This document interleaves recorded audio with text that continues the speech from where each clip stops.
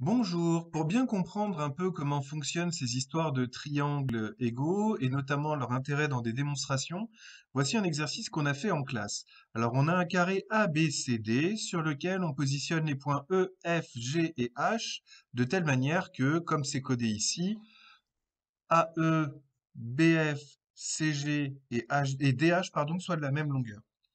L'idée est d'étudier la nature du quadrilatère EFGH qui va, alors on va pas aller jusqu'au bout, quoique on pourrait le faire avec l'aide du théorème de Nathan. On va voir un peu comment ça fonctionne. Alors, la première partie va être centrée autour de ces fameux triangles égaux et donc on va s'intéresser au fait que les quatre triangles qui sont là sont des triangles égaux. Comment est-ce qu'on va faire ça? Eh bien, on va utiliser la caractérisation suivante, c'est la caractérisation côté-angle-côté qui dit ceci. Si on connaît deux côtés égaux 2 à 2 plus l'angle entre ces deux côtés,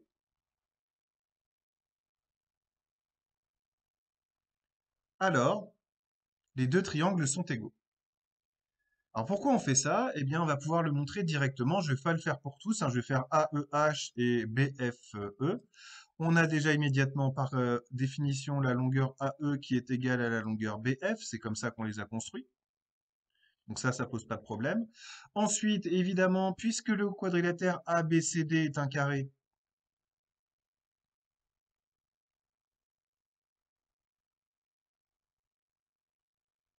on peut en conclure que, bah, par exemple, BE,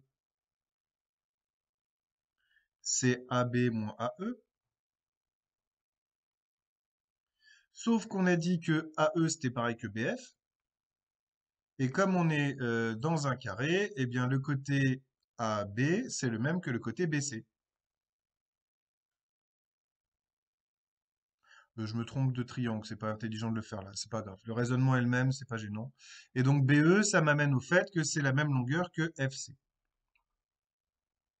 Donc le même raisonnement un peu mieux adapté, BE, pas DE, le même raisonnement un peu mieux adapté sur les bons points me permet en fait de dire que les quatre côtés qui restent ici, que je vais faire apparaître, sont de la même longueur. Alors sur mon dessin c'est 5 évidemment, mais c'est pas toujours le cas.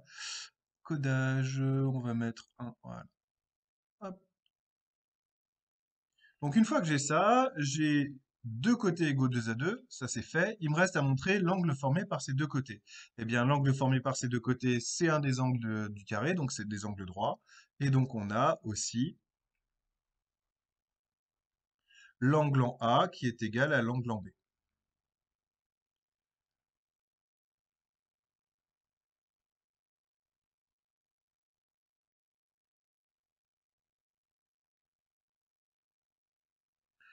Ainsi, les triangles qui m'intéressaient, c'est-à-dire les triangles AEH et BFE, pardon, sont égaux. Alors pourquoi c'est utile et pourquoi on est entre guillemets obligé de passer par là? Eh bien parce que maintenant je peux je peux obtenir un résultat qui est le suivant. Donc ils sont superposables, ça c'est évident.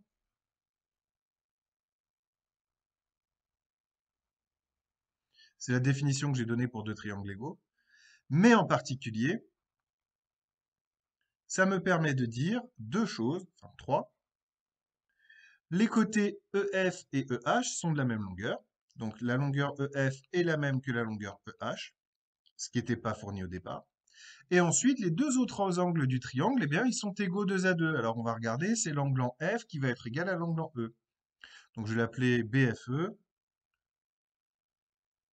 est égal à la mesure de l'angle AEH, pardon. Et enfin, EHA est égal à FEB.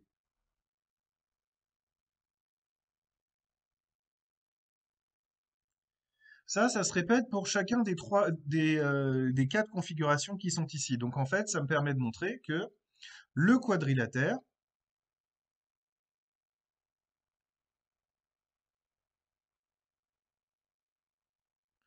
EFGH a quatre côtés de la même longueur.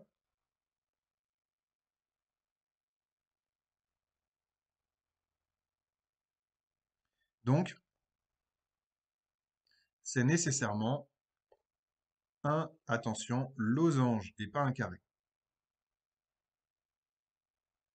Pour aboutir au fait que ce quadrilatère est en fait un carré, on va utiliser ces angles qui sont là. Le théorème de Nathan, il a été établi par Nathan en classe, hein, et il dit que dans un triangle rectangle, quand on a les deux angles aigus et qu'on les ajoute, eh bien, ça fait 90 degrés. Alors, qu'est-ce que ça m'amène? Eh bien, ça va m'amener un truc intéressant que je vais faire apparaître tout de suite. Au niveau du codage, on va laisser ça. Au niveau de la couleur, on va laisser ça. L'angle en E, qui est là. L'angle en H, qui est là. L'angle en G, évidemment. Et enfin, l'angle en F.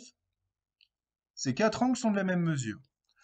Ensuite, si je m'intéresse à l'angle BFE, que je vais par contre cette fois-ci coder en bleu, c'est pas flagrant, c'est pas grave. Les quatre angles que je code en bleu, eux aussi sont de la même mesure, avec une particularité qui est que, en fait, bleu plus vert égale 90 degrés. Je suis en train de me tromper ici. Hop, hop. Pour résumer les choses très grossièrement, évidemment, c'est pas juste mathématiquement, il faudrait le rédiger un peu mieux. On a ceci, angle bleu, donc que je vais pour me positionner dans ce triangle BFE.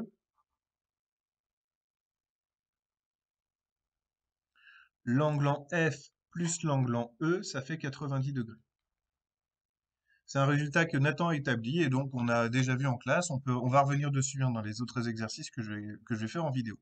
Qu'est-ce que ça signifie? Eh bien, comme on a l'angle en E qui est aussi égal à la mesure de l'angle en F ici, l'angle CFG, eh bien, je peux dire que j'ai l'angle, maintenant j'ai pas le choix, je vais utiliser les trois sommets, BFE plus l'angle EFG que je ne connais pas encore, plus l'angle GFC. Au total, ça fait 180 degrés, puisque j'ai posé mon point F sur le segment BC. Donc je répète, je parle de cet angle-là, de celui-ci et de celui-là. Celui-là et celui-là, c'est un C ici. Celui-ci plus celui-ci, ça fait 90 degrés. Donc, ça me permet de conclure que l'angle en F, EFG, est égal à 90 degrés. Et pourquoi c'est important? Eh bien parce que le quadrilatère EFGH, eh bien EFGH, c'est un losange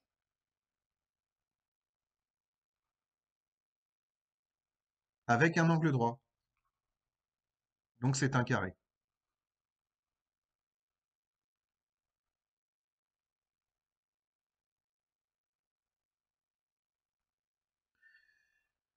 La vraie utilité des triangles égaux, c'est donc celle-ci, c'est-à-dire une fois qu'on a établi le fait que les triangles étaient égaux grâce à quelques petites choses faciles à voir sur l'énoncé de départ, donc ici l'angle droit et les côtés de même longueur, ça nous permet d'obtenir des résultats sur les longueurs, ou enfin sur les quantités qu'on ne connaissait pas, c'est-à-dire les longueurs du troisième côté et les mesures des deux angles qui sont ici.